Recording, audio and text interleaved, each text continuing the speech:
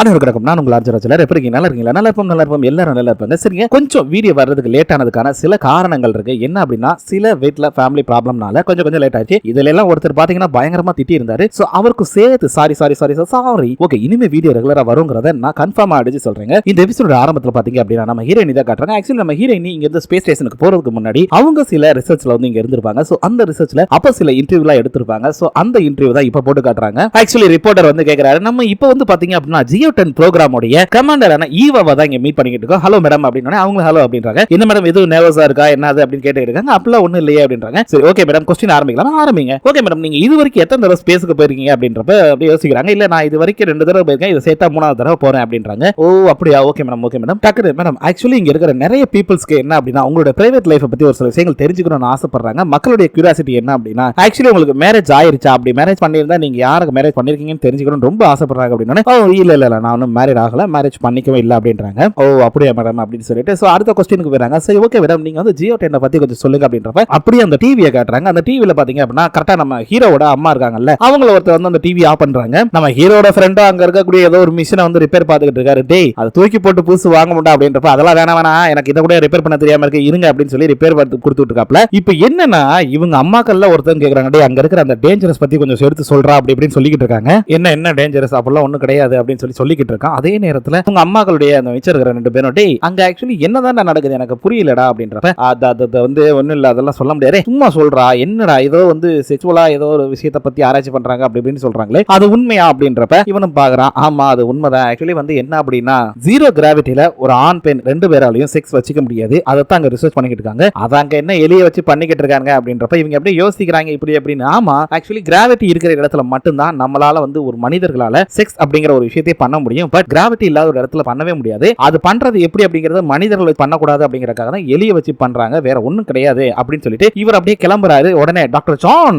அப்படின்னு ஐயோ விட மாட்டேங்கிறீங்களே அப்படின்னு சொல்லிட்டு திரும்ப உட்காந்து, ஏன்னா இவங்களுக்கு சில விஷயம் புரியல அதனால கேக்குறாங்க அதை எப்படி எங்களுக்கு சொல்லு அப்படின்றப்ப இங்க பாருங்க ஏன் ஜீரோ கிராவிட்டில ஒர்க் ஆகாதுன்னா இப்ப கிராவிட்டி இருக்கிற இடத்துல நம்ம ஸ்டேபிளா நிப்போம். அதே மாதிரி பாத்தீங்க அப்படின்னா கிராவிட்டி இருக்கிற இடத்துல பாத்தீங்க அப்படின்னா ஆக்சுவலி வந்துட்டு ஒரு ஆணினுடைய பிளட்ல பிரஷர் அதிகமாகி அந்த ஃபோர்ஸ் ஆன இது வரும். அது போக வந்து பாத்தீங்கன்னா அவனுடைய ஸ்டெம் ஆனது கரெக்டா அவனுடைய பானிஸ் மூலமா கரெக்டா ரிலீஸ் ஆகும். பட் அங்க ஜீரோ கிராவிட்டில அது அவ்வளவு சாத்தியமே கிடையாது. சோ கிராவிட்டி இருக்கிற இடத்துல மட்டும்தான் இந்த இது இயற்கையாவே நடக்கும். கிராவிட்டி இல்லாத இடத்துல இது நடக்கவே நடக்காது. சோ இத பத்தின ரிசர்ச் தான் அங்க பண்ணிக்கிட்டு இருக்காங்க அப்படின்ற மாதிரி சொல்லிடுறான். அது மட்டும் கிடையாது, அது மோஸ்ட்லி சக்சஸ் ஆக வாய்ப்பு இல்லை அப்படின்ற மாதிரி தான் எல்லாரும் பேசிக்கிட்டு இருக்காங்க. பாப்பலாம் அப்படின்ற மாதிரி சொல்லிக்கிட்டு இருக்காங்க. ஏய் அதெல்லாம் சக்சஸ் ஆகும்டா, மேல இருக்கிறது யாரு எங்க பையன்ல அப்படி இப்படின்னு இவங்களும் பேசிக்கிட்டு இருக்காங்க. அப்படியே இங்க ஸ்பேஸை காட்டுறாங்க. ஸ்பேஸ்ல பாத்தீங்கன்னா நம்ம ஹீரோ வந்து அதை எல்லாத்தையும் அழகா பத்திரப்படுத்தி எடுத்து வைக்கிறான் பாதுகாப்பா. அப்படியே பார்த்துட்டு ரொம்ப தேங்க்ஸ், இதெல்லாம் உங்களால நடந்தது ரொம்ப நன்றி அப்படின்றான். அநேகமா எனக்கு தெரிஞ்சு இப்ப பிறக்க போற அந்த குழந்தைகளுக்குலாம் நீங்க எல்லாம் பாத்தீங்கன்னா நீ ஸ்பேஸ் ஆன்டி, நீ வந்து ஸ்பேஸ் அங்கிள், நீ ஸ்பேஸ் பிரதர் அப்படின்னு சொல்லி நம்ம சாண்டியானோ சொல்றாப்ல. நம்ம லீயும் பாக்குறாடா பாவி என்னைய பார்த்தா அங்கிள் மாதிரிடா இருக்கு, சரி போய் தல நீ முதல்ல போய் கமாண்டர பாரு இல்லனா ஏதாவது பிரச்சனை ஆக போகுது அப்படின்னு சொல்லி அனுப்பிச்சு வைக்கிறாங்க. சரின்னு சொல்லி நம்ம ஹீரோவும் அங்க இருந்து கிளம்புறாங்க. கிளம்பி போனா அதுக்கப்புறம் தான் அந்த விஷயம் நடந்திருக்கும். நம்ம ஹீரோயினி வந்து இங்க வா அந்த எலியை பாரு அப்படின்னு சொல்லி காட்டியிருப்பாங்க. நம்ம ஹீரோவும் அதை பார்த்துட்டு இருந்திருப்பாரு. சோ 2 பேருமே அந்த இடத்துல சிரிச்ச வாக்குல ஒருத்தர் பார்த்துட்டு இருந்திருப்பாங்க. அதுக்கப்புறம் என்ன ஆகுது அப்படின்னா நம்ம ஹீரோ பார்த்துட்டு இருக்காரு, நம்ம ஹீரோயினி அப்படியே பாக்குறாங்க. ஓகே கமான் ஃபர்ஸ்ட் டைம் ஒரே ஒரு தடவை என்னன்னா அந்த ஆண் எலியும் பெண் எலியும் ஒன்னு சேரணும். அதாவது இந்த ஜீரோ கிராவிட்டில செக்ஸ் அப்படிங்கிறது எந்த அளவுக்கு பாசிபிள் அப்படிங்கறதான இந்த டெஸ்ட். சோ அதை தான் இங்க பாக்குறாங்க. அந்த எலியை வந்து ஒரு தடவை பண்ணு அப்படின்னு ரொம்ப கெஞ்சுறாங்க. அந்த எலியை என்னென்னமோ ட்ரை பண்ணுது. கடைசியில பார்த்தா எப்பயும் போல அந்த பெண் எலி வந்து ரிஜெக்ட் பண்ணிட்டு போயிருது. நம்ம ஹீரோயினி கேக்குறாமா எதுக்காக இந்த குரூஷியலான மூமெண்ட்ல அதுவும் இந்த ஃபீமேல் எலி வந்துட்டு ரிஜெக்ட் பண்ணிட்டு போயிருச்சு என்னன்னே தெரியலையே அப்படின்றப்ப நம்ம ஹீரோ அப்படியே பாக்குறாரு. யாருக்கு தெரியும் அப்படின்ற மாதிரி இப்படி இவங்க பேசிக்கிட்டு இருக்கிறது அங்க இருக்கக்கூடிய நம்ம ஹீரோயினுடைய எக்ஸ் பாய் ஃப்ரெண்ட் அவர் அங்க பாத்துக்கிட்டு இருக்காரு விண்டோல. சோ பார்த்து அவர் ஒரு மாதிரி அப்படியே பாத்துக்கிட்டு இருக்காரு. ஆக்சுவலி இங்க ஸ்பேஸ் ஸ்டேஷன்ல பாத்தீங்க அப்படின்னா நம்ம ஹீரோ வந்து ஆக்சுவலி என்ன பண்றாருன்னா அந்த எலியை பிளட் டெஸ்ட் எடுக்கிறது, அப்புறம் அந்த எலியை வந்து ஏதோ ஒரு இதுக்குள்ள வச்சு லாக் பண்றாரு. நம்ம ஹீரோயினி ஒரு பக்கம் பாத்துக்கிட்டு இருக்காங்க. ஏன் எதனால வந்து இந்த எலிகள் வந்து அதுவும் இந்த இடத்துல செக்ஸ் வச்சுக்க மாட்டேங்குது, எதுக்காக அந்த ஃபீமேல் எலி விட்டு போச்சு அப்படின்ற மாதிரி பாத்துட்டு இருக்காங்க. என்ன அப்படின்னா அது ஏதோ பிளட் பிரஷர் அந்த மாதிரி நிறைய விஷயம் சொல்றாங்க. அது என்னன்னே புரியல மெடிக்கல் டீம்ல. சோ அந்த மாதிரி ஒரு விஷயங்கள் நடக்கிறனால தான் வந்து இந்த மாதிரி ரிஜெக்ட் பண்ணிட்டு போயிருக்கு. ப்ராப்ளம் எங்க இருக்கு அப்படின்னா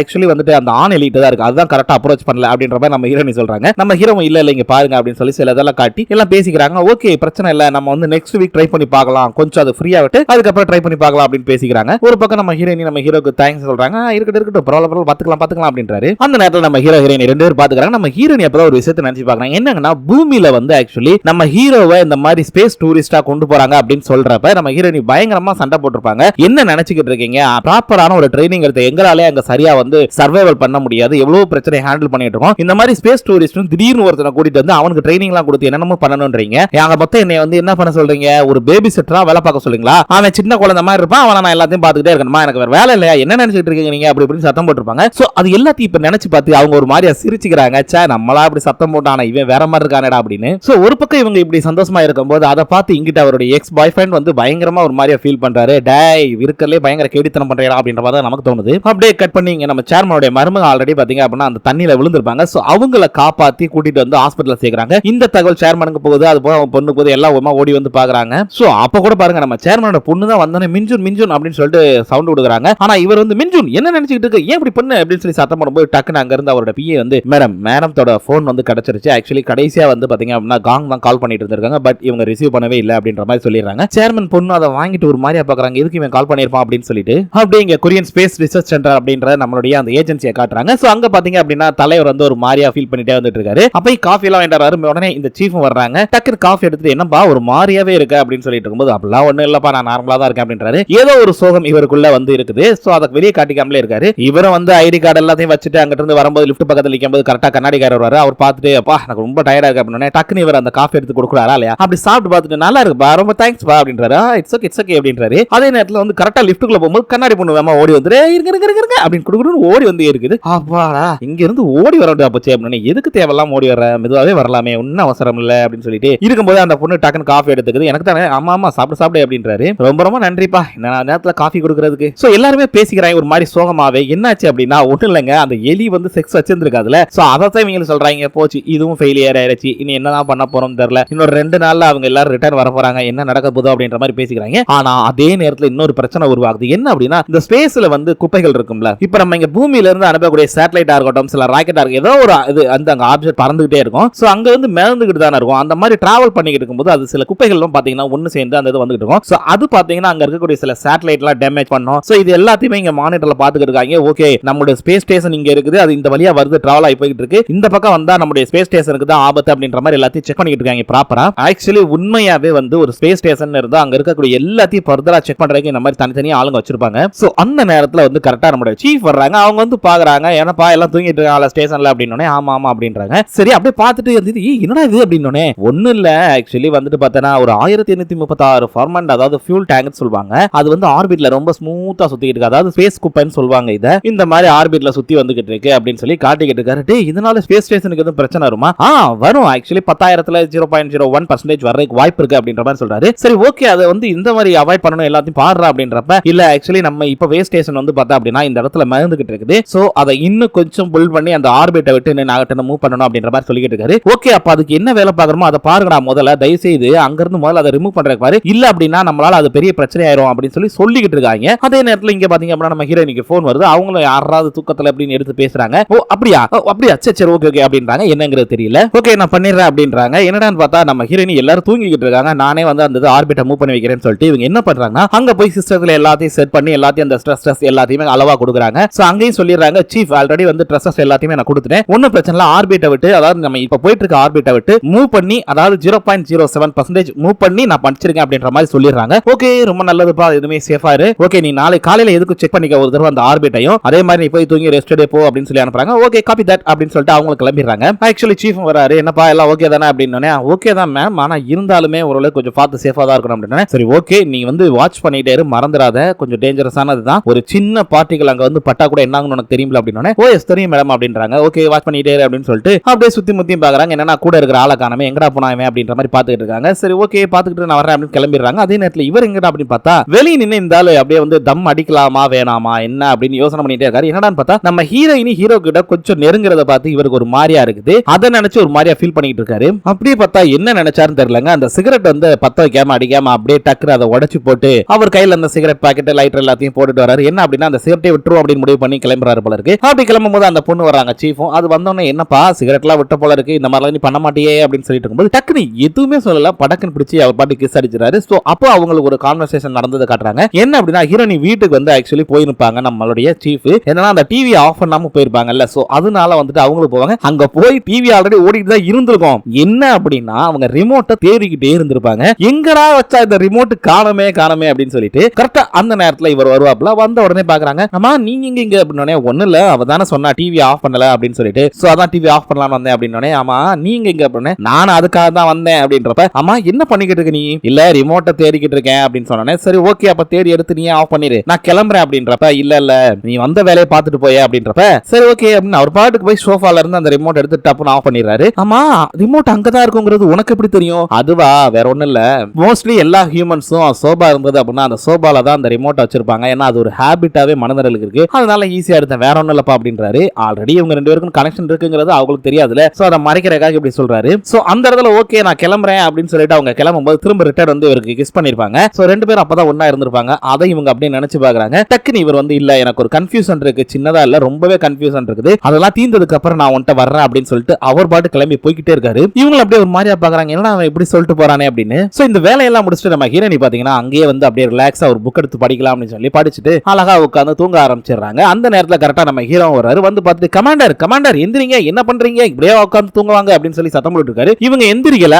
ஆனா நம்ம ஹீரோ என்ன பண்றாரா, அவங்க காலை வந்து பாக்குறாரு. சோ பார்த்துட்டு ஐயோ இந்த பேண்டேஜ் இன்னும் மாத்தலையா, ஏன்னா இப்படி இருக்கீங்களா அப்படின்னு சொல்லிட்டு அந்த காலை பார்த்துக்கிட்டே சத்தம் வராரு. இங்க பாருங்க இந்த விண்டோ எல்லாம் திறந்திருக்கு, சூரிய ஒளி பட்டா என்ன ஆகுறது, அதுவும் இல்லாம இந்த பெயின் இருக்குல்ல இதெல்லாம் ரொம்ப இருக்கும், ஏன்னா இப்படி பண்றீங்களா அப்படின்னு சொல்லி சத்தம் போட்டுட்டே இருக்காரு. கடைசியா பார்த்தா அங்க பாத்தீங்கன்னா கமாண்டர் கமாண்டர் எந்திரிங்க எவ்வளவு எழுப்பி பாக்குறாரு. சரி ரைட் சரிப்பட்டு வராதரா அப்படின்னு சொல்லிட்டு அங்க பாத்தீங்கன்னா கரெக்டா சூரிய ஒளி அப்படி வருது. வந்தோடனே கரெக்டா இங்கேயும் காட்டுறாங்க. பாத்தீங்க அப்படின்னா தலைவன் நம்ம ஹீரோனுடைய காலுக்கு அழகா கட்ட போட்டு பேண்டேஜ் எல்லாம் போட்டு விட்டுறாரு. அப்படியே மெதுவா சிரிச்சுக்கிட்டே எந்திரிக்கிறாரு. சே அப்படின்னு சொல்லிட்டு சிரிச்சுக்கிட்டு இருக்காரு. என்னடான்னு பார்த்தா ஆக்சுவலி நம்ம ஹீரோயினி வந்து அங்க சண்டை போட்டுருக்காங்களா, இந்த மாதிரி வந்து யாருன்னே தெரியாத ஒரு பையனை அனுப்புறீங்க, அது எவ்வளவு பெரிய ரிஸ்க் ஆகும் தெரியுமா அப்படின்ற மாதிரி பேசிட்டு இருப்பாங்க. சோ இது எல்லாத்தையும் நம்ம ஹீரோவும் கேட்டிருப்பாரு. அதை நினைச்சுதான் அவரும் சிரிக்கிறாரு. இப்போ என்ன அப்படின்னா அவர் சிரிச்சுக்கிட்டே இருக்காருல, அப்படியே நேரா அவங்களுடைய ஃபேஸ் பக்கத்துல வந்து நான் அங்க இருந்தப்பெல்லாம் நீ வந்து எனக்கு பேபி சிட்டரா இருக்கணுமா அப்படின்ற மாதிரி பேசி சண்டை போட்டு, ஆனா எனக்கு தெரிஞ்சு நான் அப்ப வந்துட்டு சொன்னது நீங்க எனக்கு பேபி சிட்டரா இருக்க தேவையில்லை அப்படின்ற மாதிரி தான் சொன்னேன். சோ அதை கேட்டோன்னே நீங்களும் கடுப்பாய் போயிட்டீங்க. ஆனா அன்னைக்கு எனக்கு தெரியாது உங்க மேல இந்த அளவுக்கு ஃபீலிங் வரும்னு. ஆனா இப்பயும் சொல்றேன், இப்படியே என் லைஃப் லாங் நான் உங்க கையை பிடிச்சிக்கிட்டு நடக்கணும்னு ஆசைப்படுறேன் அப்படின்ற மாதிரி சொல்லிக்கிட்டு இருக்காரு. சோ இதெல்லாம் சொல்லிட்டு அப்படியே அவங்களுடைய ஃபேஸை பார்த்து இவர் ஒரு மாதிரி